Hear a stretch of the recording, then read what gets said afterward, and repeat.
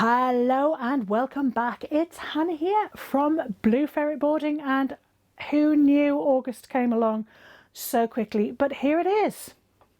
Goodness. So this month we thought we'd just take a step back. It is the summer holidays. Everybody's just winding down a little bit. So rather than ranting at you about them being obligate carnivores, or have I mentioned that before?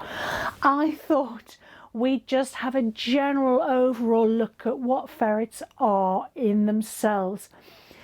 So we'll talk a little bit about the history, we'll talk about the family that they come from, we'll talk a little bit about their general behaviour and some of the questions that I most regularly get asked by non-ferrets or ferret parents. So let's take a start. So ferrets are domesticated, and they've certainly, in Europe this is at least, in America the history is going to be a little bit different. So if you're watching as an American audience, obviously I'm talking more about the European ferret. I'm not as familiar with the history, I'd have to look at it, but I can certainly do that and get back to you. So in Europe they were domesticated, they've probably been domesticated several thousand years. And they were certainly brought over to England and Britain, mainland Britain, with the Romans, as the Romans brought them over to catch the rabbits for meat, and they brought the rabbits over as well, if you know your history. And the Romans actually created what we call pillow mounds, is the name for them. The landscape archaeology term for them is a pillow mound, and they were artificial rabbit warrens that the Romans used to house their rabbits, as it were, to have a good supply of rabbit meat, and then they'd have their ferrets to catch aforementioned rabbits for them. So they actually come from the European polecat. Many, as I say, thousands of years ago, there will have been polecats that will have been taken captive and bred and domesticated through that. And that's where their history comes from. And they are still, in many of the biological ways, quite close to their polecat cousin, although again, similar to a domesticated cat, which is smaller and fluffier and much more friendly than something like your Scottish wildcat, or any of the other cats out there. There are still a lot of differences, and it is its own species now, even if biologically there's still quite a lot of similarities. So there are histories of ferrets throughout the Middle Ages of being used and worked, and even of being quite fashionable animals.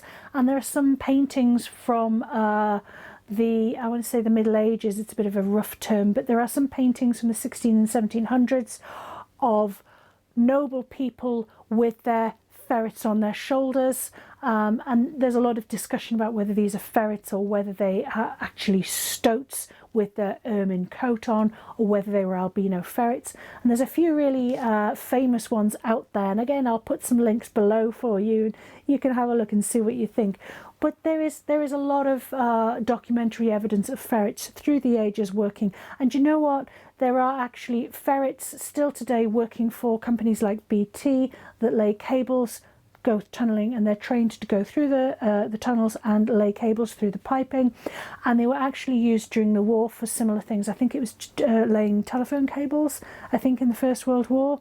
But there's certainly a lot in history about ferrets, and even in more modern history we've been using them a lot, and a lot of people will know ferrets, and their history of ferrets will be, oh, they're horrid, smelly, bitey things, because in the 70s and 80s they were quite they were quite a popular pet, but they weren't really kept as pets, they were kept as working animals, and the difference being that they weren't handled as much, they weren't looked after as much, they were seen as a commodity to catch rabbits.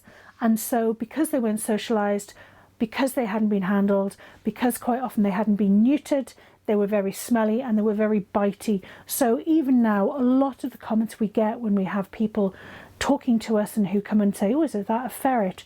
And their first comments will be, oh gosh, I knew somebody who had ferrets, but oh, they were horrid, smelly, bitey things. And that's quite often the reason. And a lot of what we do is to try and change people's perception and say, well, do you know what? Yes, there can be horrid, smelly, bitey things because they're not treated properly, they're not fed properly, they're hungry, they're scared. just like any other type of animal that can be smelly and bitey, because it's not just ferrets. But we're here to try and show you there can be something else. So that's a really super fast overview of the ferret and a little bit of history of it. So next week we're going to take a look at the ferret and its cousins. Hello, cousin. And see and talk a bit more about all the animals related to, in one way, shape or form, to the ferret. So join us next week for a bit more fun and chatting about ferrets. Until then, take care. Bye.